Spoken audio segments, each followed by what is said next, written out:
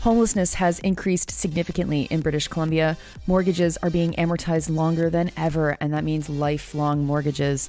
International money launderer may have laundered money in Canada. At least 51 people were killed in a Russian attack in Ukraine, and more than 100 people have been killed in Syria at a military academy from a drone. Good morning. It's Friday, October 6th. I'm Nora, and here are your headlines.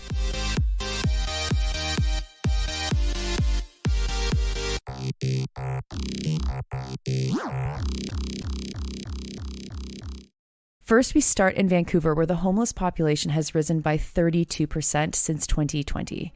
The census is taken annually by the Homelessness Services Association of BC and allied groups, and it's called the Homeless Count. The number of people who they counted who are homeless was record high, they said. The count occurred on the night of March 7th and throughout the day on March 8th. They identified nearly 5,000 people in the night, up from just over 3,500 in 2020. Stephen D'Souza from Homeless Services Association reminds readers of the Vancouver Sun that this is an undercount. It's also the largest increase since the group began counting 18 years ago. And it's the first time that of the 11 communities they counted in, all of them had an increase. The largest increases were counted in Delta, Richmond, and Surrey, Vancouver, and Burnaby together. In Delta, homelessness increased by 159%. Next, and it isn't entirely unrelated, CBC's Pete Evans has written an article about mortgages and how Canada's top banking regulator is considering changing the rules that might allow mortgages to reach up to 47 years. 47 years. It's like the clandestine version of back-to-back life sentences, which in Canada have been deemed to be unconstitutional. The Office of the Superintendent of Financial Institutions will be posting new rules about how much and for how long can provide mortgages. They're trying to fight something called negative amortized loans. A negative amortized loan is when the monthly payments are only paying the interest of the loan and not the principal. Okay, let's back up. When you get a mortgage, you get money to pay for a house, but that money costs money. And so you also get a loan inside the money that you are given. The loan is big, and depending, of course, on how much you take out and how often you pay off the loan and the principal in various proportions over the life of the mortgage.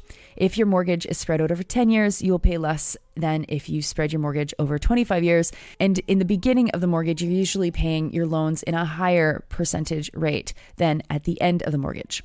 With hikes to interest rates, 1 in every 5 home loans is now in this category where they're only paying the interest amount in their monthly payments and not touching the principal of the loan. This pushes years onto the overall mortgage. People who were dinged particularly hard were the ones who bought mortgages for variable rates. Every interest rate hike has boosted the amount of money that they owe in interest. Evans talked to Michael Girard-Courty, who had bought a duplex in Joliet. He bought a 25-year variable mortgage, and the monthly payment was $1,156. But with all the interest rate hikes, his payments have been going to the interest alone and not the principal. He says this: of the payment that he paid, just $23 goes to the property. The rest all goes to interest. And it's stretched the 25-year mortgage out to 47 years. About $250 billion worth of mortgages in Canada are amortized for 35 years or longer. This is about 12% of Canada's total mortgage debt. And that, by the way, is $2.1 trillion. $2.1 trillion is higher than Canada's entire gross domestic product. Now to the story of Cameron Ortis. He used to work as a senior intelligence officer for the RCMP and is now caught up in a money laundering probe. Altaf Kanani was arrested for illegally transferring money. The U.S. State Department has accused him of laundering billions of dollars for, quote, organized crime and terrorist outfits, including Al-Qaeda and the Taliban, unquote. Kanani is Pakistani and was based in the United Arab Emirates. CBC's Kate McKenna reports that Kanani was arrested in Panama and indicted in Florida on 14 counts of money laundering. He pled guilty to 1 count of conspiracy to commit money laundering and was sentenced to 5 years in a Miami prison. Canada was involved in investigating Kanani, new documents reveal.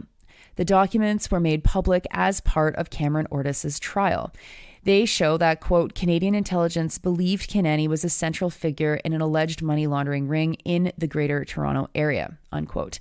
It was also the so-called Five Eyes that had been watching this. This is the intelligence group that Canada is part of with New Zealand, Australia, the UK, and the US. In 2014, the Five Eyes met and agreed to share intelligence that they had related to Kinani. One of the documents in the Ortis trial showed that Canada's Financial Transactions Intelligence Agency, or FINTRAC, flagged more than $3.5 billion in financial transactions from a single company. The RCMP recommended investigation into 2 businessmen and 5 businesses based in Ontario to see if they were linked to Kinani. Ortis is charged with sharing secret documents on special operations. He has pled not guilty. A USB found at Ortis's home, quote-unquote, suggests that Ortis was trying to contact Kinani to share information with him. Next to Ukraine, where a Russian rocket hit a cafe and store in eastern Ukraine, killing at least 51 people. It's one of the deadliest attacks in months, says Ukrainian President Volodymyr Zelensky. 7 people were wounded. It happened in the village of Hroza.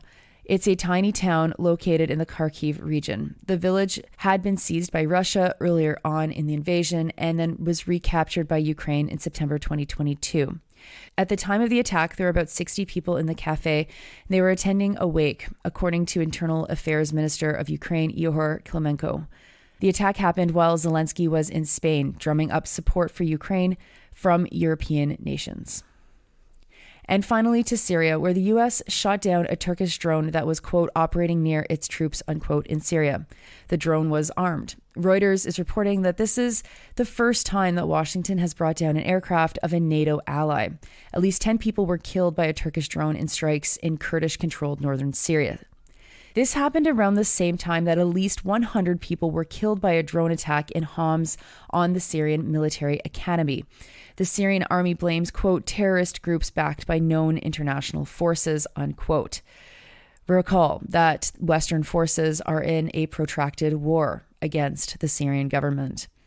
The U.S. does not believe that Turkey is targeting the U.S. with their drones, just that the U.S. is very close to Kurdish forces who they are targeting.